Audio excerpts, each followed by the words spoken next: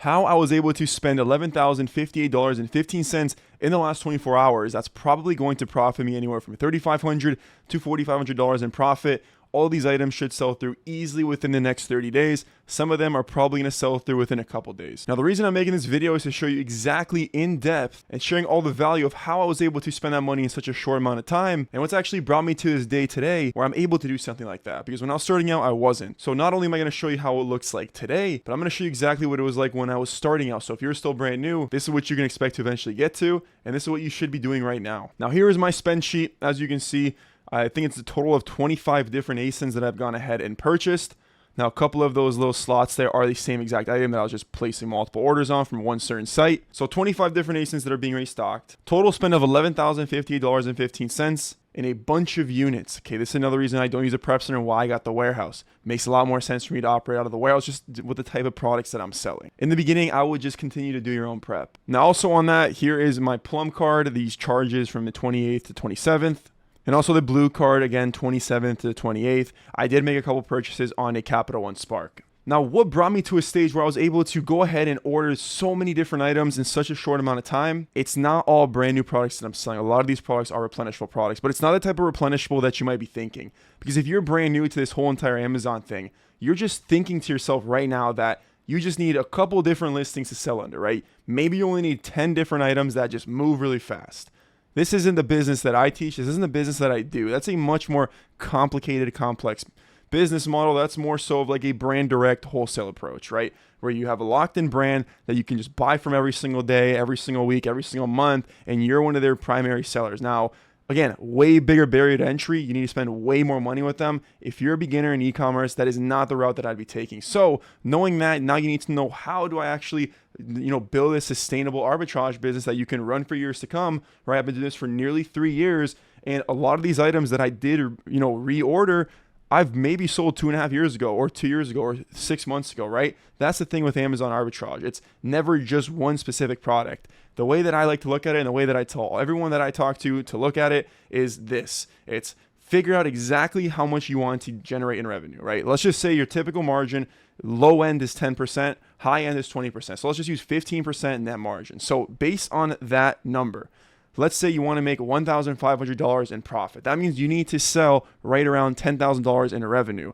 which means you need to spend about $5,000 in product. So you need $5,000 whether in your capital, business credit or other lending, whatever the case may be. You have to spend $5,000 on inventory to make $1,500, and that is why I use the $3,500 to $4,500 number that I'm projecting myself to make, because a little bit higher because my margins are higher. Now I can pick and choose the types of products that I want to buy because I've been doing this for so long. Margins should exponentially go up. People say it should shrink as you scale. No, it should go up because the quality of the products you're buying are better, because you have more items to choose from. You're better at sourcing. You could be more picky. You don't have to force yourself to buy a 25 or 20% ROI item, which is probably going to get you right around that 8 to 10% margin. I know this can be a little bit confusing, but that's what you need to figure out if you are trying to figure out how much you need to be spending. So figure out exactly what that number is. Let's say you want to generate $3,000 in profit in 60 days. Okay, within not this upcoming month, but the following month, you want to make $3,000 that month. You need to be spending, or you need to be selling right around $15,000 to $20,000 in product, which means you need to spend about $7,500 to $10,000 in inventory. That should get you to that goal. So figure out that number. Now your sole goal should be spend that amount of money on so many different items that you can churn through, right? You don't want to be spending $7,500 on 1 or 2 or 3 items, because now you're hoping that you get buy box, there's no issues, and a lot more things can go wrong. Whereas me, I bought 25 different ASINs, right? And this is a different skill for me now because I can buy more units because I've sold through these items in the past, and I know I can sell through them, so I can spend more money on these products. Unlike you, if you're testing, right? I wouldn't recommend this if I was testing items, which means that you want to be spending that money wide. So for me, it was about 25 ASINs with about $11,000 in spend. So for you, it might be, if you want to spend $10,000 on inventory, it might be you need to be spending, or you need to find maybe 30 to 40 different items to test. And finding products is very easy. I know you might think this is crazy. No, I'm going to show you an example of how I'm finding products, because out of this list here, I'd say about 20 of them were old products, or products that I've sold months ago. And I'm going to go down this list, kind of pinpointing each of them. But 5 of them were new products that I haven't bought before. So I hit that money. I'm like, let me source a bit, and I found some stuff. So I'm going to show you how I found those items. But to go down this list, right? Item 1 here, I've been selling this item for a very long time. This has actually been a replenishable item that has just been very replenishable for a super long time, right? And this again was found, all these products that I'm looking at were one time found with this method I'm going to show you, right? Same goes with this product right here. Same as the first one. Same goes with the third one. Same goes with the fourth one, fifth. Now the sixth one I ordered one time previously that I found maybe 3 months ago, and now it's being restocked because again, it's still a good product. It just so happened to be one of those good products. But just to let you know, most items that I buy for a test order, I don't actually restock right away. I have to let it cool off a bit, let the sellers kind of start to tinker off, let the price come back up, and then I'm watching that thing and making sure I'm getting back in on that product when it's coming up. That's why margins are so much higher now than they were in the beginning, because I'm putting my money in these products when they're going up to their peaks. That is the goal with OA. Again, let me repeat myself. The goal with OA is to spread your money wide on a ton of different items so you can churn through your products quick. You're not sitting on inventory. You spend money and it's coming back right away to pay off your cards and you're keeping that profit, right? So finding a lot of products, spreading that money wide, and we're testing a bunch of things. And then now that I have hundreds, if not thousands of items that I've sold through by now, I can decide where I want to put my money. So it's very, very, very, very easy for me to spend $11,000 in 24 hours because all I'm doing is going back to some old items that I haven't sold in a while. I'm going down seller board. I'm looking at my best sellers from 8 months ago, and I'm like, it's been a while since I've sold that. How does it look? There's 3 offers on here now. They used to have 20. The price is up 30%. Boom, I'm spending $1,000 on that one item because now it's resurfaced. That is how it works with OA, and that is how you build a sustainable OA business, not just one where you're relying on like certain promotions, right? I don't rely on promotions. None of my products that I'm purchasing, I mean, some of these I use discounts, like some I get 10% off, some 15, 20%, but none of them are like relying on a specific Labor Day sale or specific Memorial Day sale. I'm not relying on these to make money on these items. These items are very cyclical, and I'll show you an example again here. And there's time I can buy them, there's times I can't buy them. So the reason I spent $11K so easily in the last 24 hours, a couple of days, today's the 31st now, or no, today's the 1st. So this was a couple of days ago. The reason I was able to spend that money like that is because I just went back to old products. It gets progressively easier over time. So again, keep going down this list. This other product, I sold it one time, and now I'm restocking it, but I didn't restock it right away. I believe it was about 3 months ago I sold this for the first time, and now, at that time, it shrank down a bit. I was like, it's probably not worth my money to put into, and now it's going right back up. So now I'm going to go and buy 40 units of this item.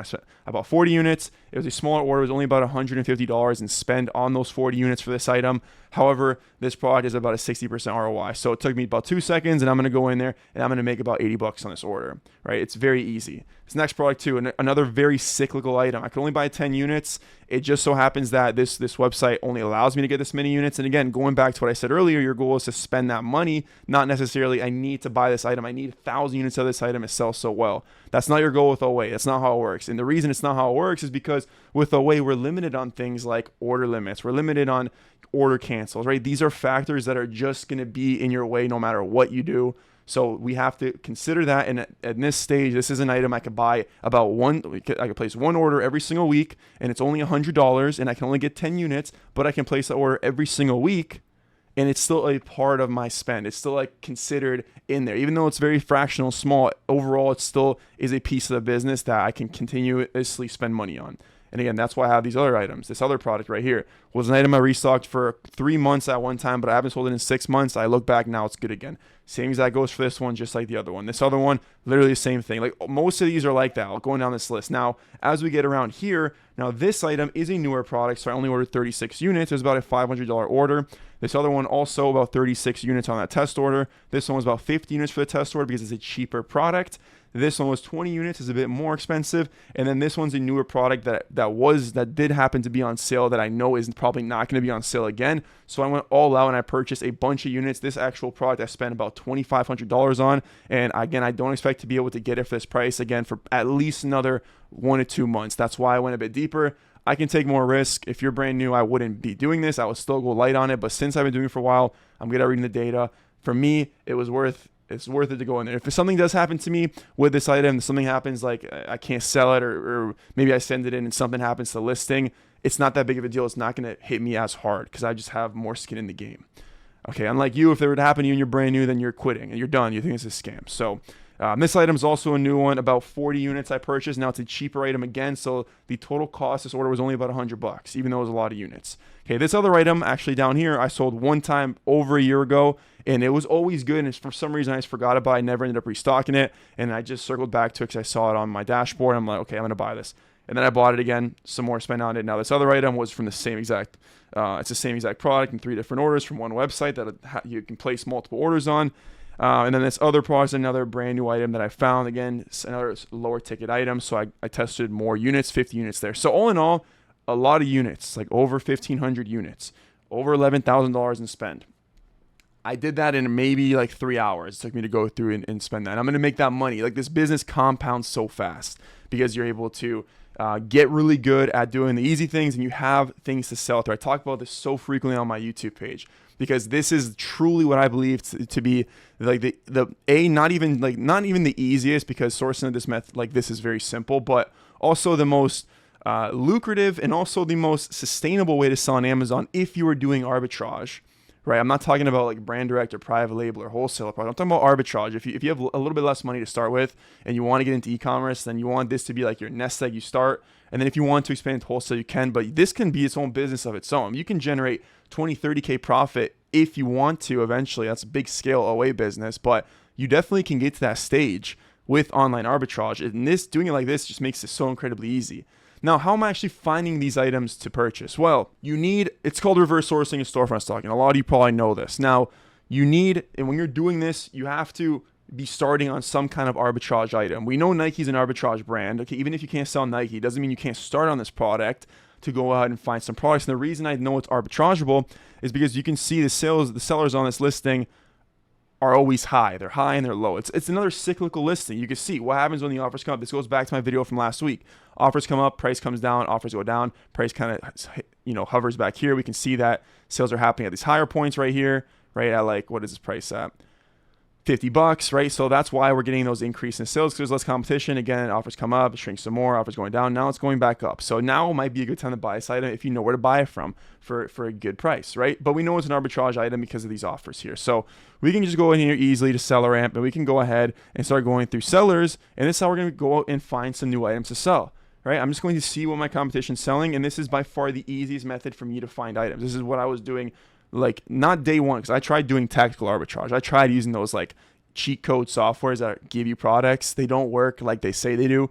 They work very well if you know what you're doing, but if you're a beginner, it's going to be very tough for you to use that and actually make money. You're going to have no idea what you're doing with it. Whereas this, at least it's going to teach you the market. You're going to get to see all these different listings, all these different brands that you can go look at and try and find. And you're going to pick up websites that are running promos, pick up websites that have evergreen coupons, right? Like Walgreens, we know, has the Evergreen Welcome 25 code. We know they always have other 20% codes. They always have coupons. So now when I'm sourcing, I can reference those websites because I know there's additional coupons baked in. And you can't teach someone that. You can just do it on your own and figure it out, and not necessarily figure it out, but like see it so many times because you're doing the reps that it all makes sense. And then you finally start to go in there and know where to look for these items, right? So I go down this list, clicking into these and saying, okay, like where can I go ahead and find this product? Well, with Google, I can easily just come into a listing like this, see I need to get it for around $12, do a search, and I can see if it's possible for me to find it. Well, now we see these prices are pretty close to being right around that $12 range.